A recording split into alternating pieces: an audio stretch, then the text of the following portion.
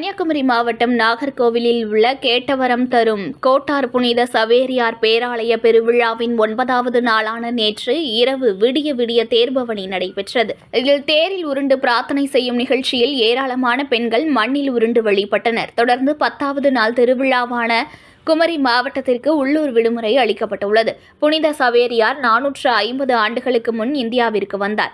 அவர் இந்தியாவில் பல்வேறு இடங்களுக்கு சென்றாலும் அவர் தங்கி வாழ்ந்தது கன்னியாகுமரி மாவட்டம் கோட்டாரில் கிபி 1542 முதல் 1552 வரை உள்ள காலகட்டத்தில் கோட்டார் புனித சவேரியார் தேவாலயத்தில் பணியாற்றினார்.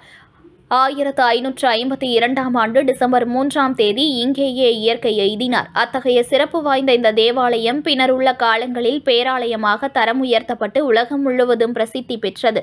சுற்றுலா பயணிகளும் கூட வந்து செல்லும் இந்த புனித சவேரியார் பேராலயத்தில் பெருவிழா ஆண்டுதோறும் நவம்பர் 24ஆம் தேதி தொடங்கி டிசம்பர் 3ஆம் தேதி வரை 10 நாட்கள் வெகு விமர்சையாக கொண்டாடப்பட்டு வருகிறது.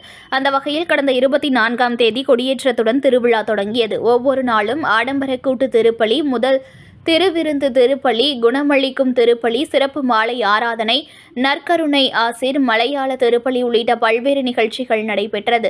9வது நாள் திருவிழாவான நேற்று இரவு விடிய விடிய தேர்பவனி நடைபெற்றது. இதில் தேரில் உருண்டு பிரார்த்தனை செய்யும் நிகழ்ச்சியில் ஏராளமான பெண்கள் மண்ணில் உருண்டு வழிபட்டனர்.